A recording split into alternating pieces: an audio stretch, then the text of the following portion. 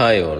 ഇന്ന് നമുക്ക് ഫിജി കാർഡിലൂടെ എങ്ങനെ ബോച്ചേറ്റി പർച്ചേസ് ചെയ്യാന്നുള്ളത് നമുക്ക് നോക്കാം. ഓൺലൈനായിട്ട് നമുക്ക് ചെയ്യാൻ പറ്റുന്ന ഒരു രീതിയാണെന്ന് ഞാൻ കാണിക്കാൻ പോകുന്നത്. അതിന് വേണ്ടിയിട്ട് നമ്മൾ ഫിജി കാർഡിൽ ഒരു ID ക്രിയേറ്റ് ചെയ്യുന്നുണ്ടാവും. അതിനോടൊപ്പം തന്നെ പർച്ചേസ് ചെയ്യുന്ന വീഡിയോ ആണ് ഇതിൽ കാണുന്നത്.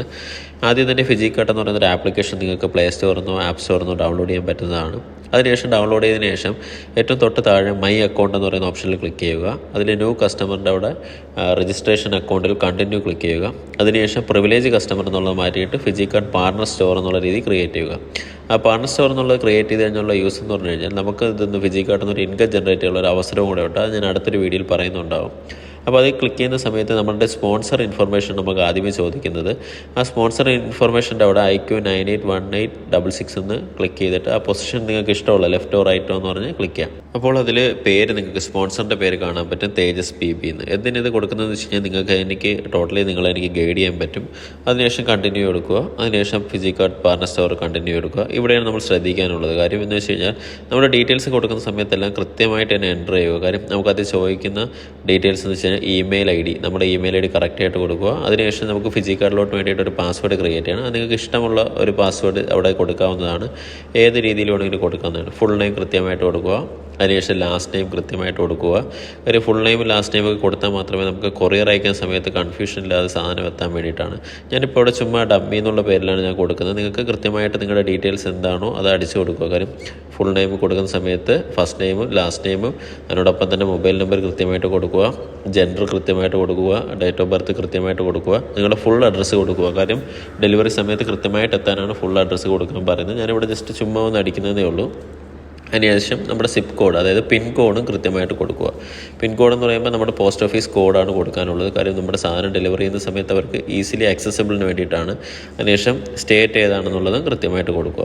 ഇനി ശ്രദ്ധിക്കാനുള്ളൊരു കാര്യം എന്ന് വെച്ച് കഴിഞ്ഞാൽ ഇതിൽ പാൻ കാർഡ് ആഡ് ചെയ്യാനുള്ള ഇൻഫർമേഷൻ ഉണ്ടാവും, ബാങ്ക് ഡീറ്റെയിൽസ് ആഡ് ചെയ്യാനുള്ള ഇൻഫർമേഷൻ ഉണ്ടാവും. ഇത്രയും ഡീറ്റെയിൽസ് ഉണ്ട്. നമുക്കത് ആഡ് ചെയ്തിടാം. ബാങ്ക് ഡീറ്റെയിൽസ് ഒക്കെ നമുക്ക് ആഡ് ചെയ്തിടാം. കാര്യം നമുക്ക് ഫിജി കാർഡിൽ നിന്ന് ഇൻകം കിട്ടുന്ന സമയത്ത് നമുക്ക് വിഡ്രോ ചെയ്യണമെന്നുണ്ടെങ്കിൽ പാൻ കാർഡും ബാങ്ക് ഡീറ്റെയിൽസും വേണം. പക്ഷേ നമുക്ക് ഈ ഒരു സമയത്ത് രജിസ്റ്റർ ചെയ്യാനായിട്ട് നമുക്കതൊന്നും വേണ്ട. അതിൽ റെഡ് മാർക്ക് കൊടുത്തിരിക്കുന്നത്, അതിൽ റെഡ് സ്റ്റാർ കൊടുത്തിരിക്കുന്നത് മാത്രം നമ്മൾ ഫില്ല് ചെയ്താൽ മതി.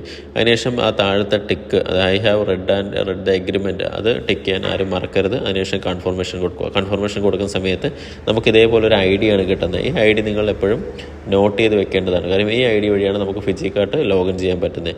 അതിനുശേഷം നമ്മൾ എന്താണ് ചെയ്യുന്നതെന്ന് വെച്ച് കഴിഞ്ഞാൽ നമുക്ക് ഇനിയിപ്പോൾ പർച്ചേസ് ചെയ്യാനാണ് നമ്മൾ പോകുന്നത്. നമുക്ക് ബോച്ചേറ്റിയുടെ പാക്ക് പർച്ചേസ് ചെയ്യാനായിട്ട് വിൻ പാക്ക് എന്നുള്ള രീതിയിൽ നമുക്ക് സെർച്ച് ചെയ്ത് കഴിഞ്ഞാൽ നമുക്കിപ്പോൾ ഫിജി കാർഡിൽ അവൈലബിൾ ആയിട്ടുള്ള എല്ലാ പാക്കും, അതായത് വിൻ പാക്ക് എന്ന് വെച്ച് കഴിഞ്ഞാൽ നമ്മുടെ ബോച്ചേറ്റി വരുന്ന പാക്കുകളെല്ലാം നമുക്ക് കാണാൻ പറ്റും. ഇപ്പോൾ ഏകദേശം മൊത്തം 7 പാക്കാണ് നമുക്ക് അവൈലബിൾ ആയിട്ടുള്ളത്. അതിൽ കുക്ക് വെയർ സെറ്റ് ഉണ്ട്, ക്ലീനിങ് പ്രോഡക്റ്റിൻ്റെ സൊല്യൂഷൻസ് വരുന്ന സെറ്റ് ഉണ്ട്. അത് ഷൈൻ ആൻഡ് വിൻ എന്ന് പറയുന്ന ഈ ഒരു പാക്കാണ് ഞാനിപ്പോൾ കാണിച്ചുകൊണ്ടിരിക്കുന്നത്.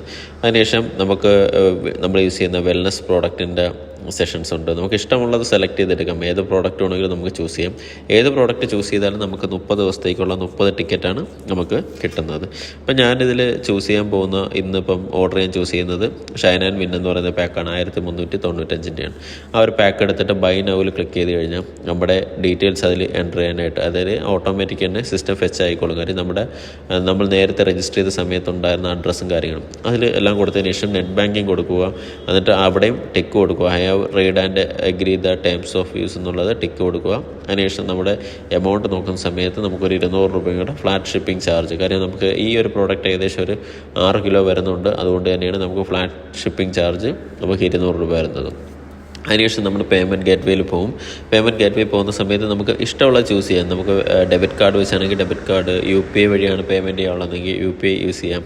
UPI തന്നെ നമുക്ക് ഫോൺ പേ കൊടുക്കാൻ പറ്റും, ഗൂഗിൾ പേ കൊടുക്കാൻ പറ്റും. നിങ്ങളുടെ കയ്യിൽ ആമസോൺ പേ ഉണ്ടെങ്കിൽ അതുവഴി ചെയ്യാൻ പറ്റും, PayTM ആണെങ്കിൽ അതുവഴി ചെയ്യാൻ പറ്റും. ഇല്ലാന്നുണ്ടെങ്കിൽ നിങ്ങളുടെ ഡെബിറ്റ് കാർഡാണ് നിങ്ങൾ നോക്കുന്നതെന്നുണ്ടെങ്കിൽ ഡെബിറ്റ് കാർഡിൻ്റെ ഡീറ്റെയിൽ കൊടുത്ത് നിങ്ങൾക്ക് പേ ചെയ്യാൻ പറ്റുന്നതാണ്. നമ്മൾ പ്ലേസ് ചെയ്യുന്ന സമയത്ത് നമ്മൾ എല്ലാ ഡീറ്റെയിൽസും അടിച്ച് നമ്മൾ പ്ലേസ് ചെയ്യുന്ന സമയത്ത് സക്സസ്ഫുൾ മെസ്സേജ് നമുക്ക് കിട്ടുന്നതാണ്. അതിനോടൊപ്പം തന്നെ നമുക്കൊരു ഓർഡർ ID നമുക്ക് കിട്ടുന്നുണ്ടാവും.